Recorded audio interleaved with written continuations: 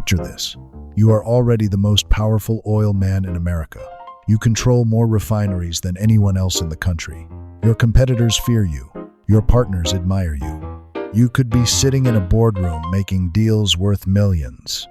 Instead, you are on the factory floor, watching a machine, counting drops. 40 drops of solder sealing each tin can of kerosene. 40 drops. Every single can. Millions of cans shipped every year. And John D. Rockefeller, the richest man alive, leans over to the foreman and asks one question that nobody in the history of that factory had ever thought to ask. That question, and the answer it produced, saved hundreds of thousands of dollars, and it reveals the single most powerful and most overlooked principle behind the greatest fortune ever built. By the end of this episode, you will understand exactly what that principle is, and exactly where the hidden money is sitting in your own business or career right now.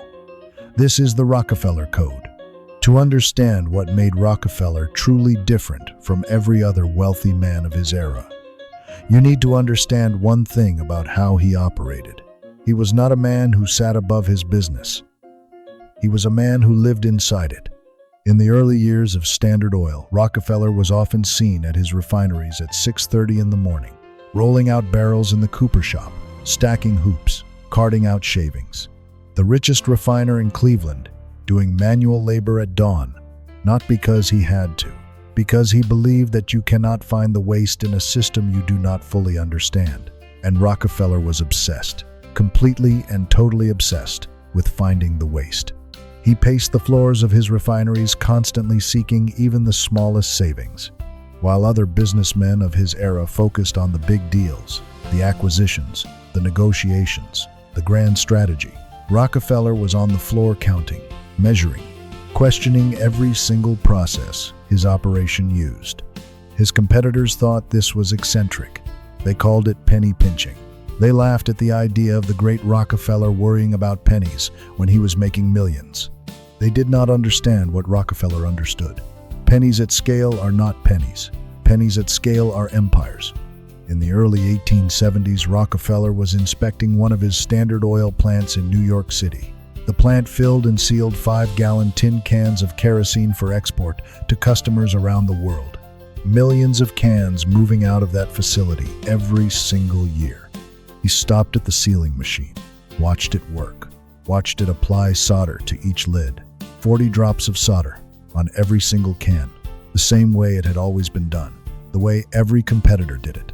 The industry standard nobody had ever questioned. Rockefeller turned to the foreman and asked his question. "How many drops of solder do you use on each can?" 40, the man replied. "Have you ever tried 38? Rockefeller asked. "No. Would you mind having some sealed with 38 and let me know?" The foreman probably thought this was unusual, but he ran the test. When 38 drops were applied, a small percentage of the cans leaked. None leaked with 39.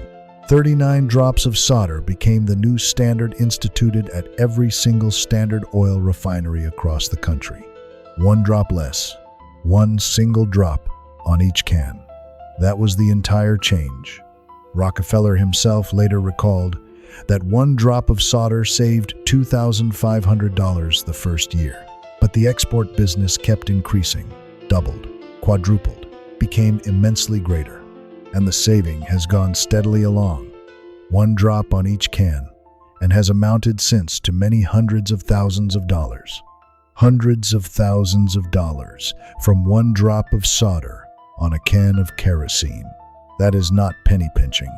That is a completely different way of seeing the world. But the solder story is just the most famous example of Rockefeller's efficiency obsession, because he applied the exact same thinking to every single part of his operation, and the results were staggering. Take barrels. Every oil company in America needed barrels to transport their product, and every oil company in America bought their barrels from external barrel makers. Barrels were a major expense for everyone in the industry, and barrel makers were notoriously unreliable when it came to delivering barrels on time. The going rate for a barrel was $2.50. Rockefeller looked at that $2.50 cost and asked his question again. Does it have to be this way? What happens if we change one thing? Rockefeller purchased his own forest land, had laborers cut the wood, and, in a crucial innovation, had the wood dried in a kiln before using it to make barrels. Other companies used green wood barrels, which were far heavier and therefore far more expensive to transport. With these innovations, Rockefeller's barrel cost dropped from $2.50 to less than $1 per barrel, and he always had barrels when he needed them. He cut barrel costs by 60%, just by asking whether it had to be done the way everyone else was doing it. Rockefeller and his partner Flagler understood that the only way to make consistent profits in oil refining was to make the business as large as possible and utilize all their waste products. They manufactured their own sulfuric acid, used in the purification process, and devised technology to recover it for reuse. They owned their own wagons, their own warehouses, their own boats on the Hudson and East Rivers. Every time the industry said, "This is how it is done," Rockefeller asked, "Does it have to be?" But perhaps the most extraordinary application of Rockefeller's efficiency thinking was what he did with waste. Every oil refinery in the 1870s produced massive amounts of byproduct material that the industry simply discarded. It was considered worthless. It was burned off or dumped. Every refiner in America was throwing this material away every single day. Rockefeller looked at the waste and saw something completely different. He saw inventory that nobody was charging for. Byproducts that other refiners treated as waste, Rockefeller found uses for. Literally hundreds of byproducts were distilled from each barrel of oil. He hired chemists to increase the kerosene yield per barrel of oil and found markets for the byproducts, selling benzene, paraffin, and petroleum jelly. He even drew up plans to convert sulfuric acid waste into fertilizer. The waste his competitors threw away became product lines that generated additional revenue streams.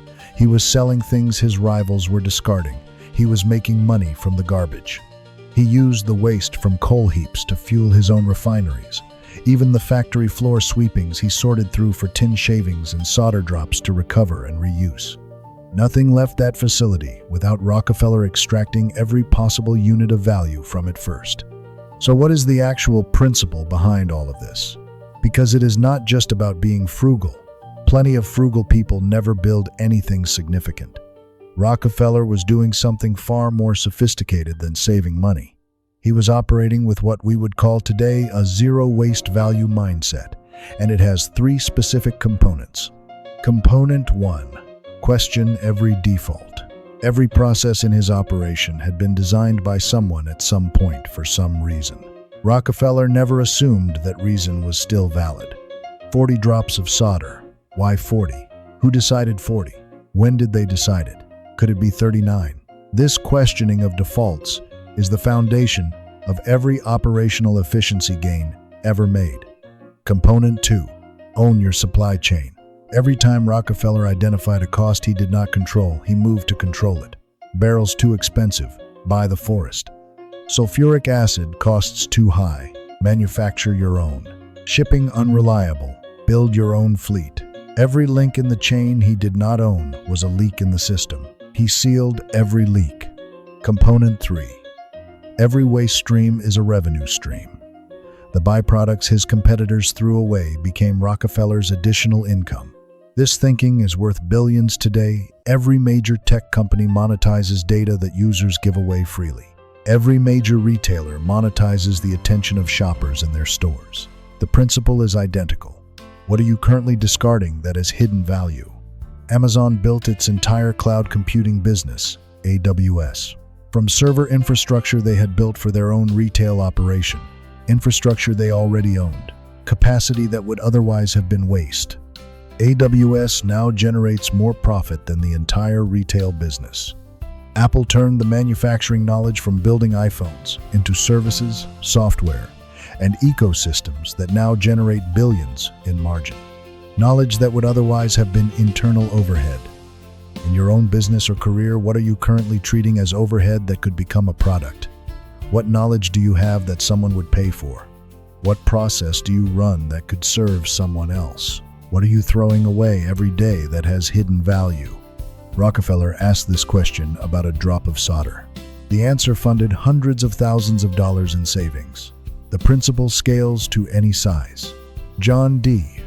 Rockefeller walked factory floors at 6:30 in the morning not because he had to, but because he understood something that most wealthy people never grasp. The big deals get you into the game. The details keep you winning. One drop of solder, one question nobody else thought to ask, compounded across millions of cans, compounded across decades.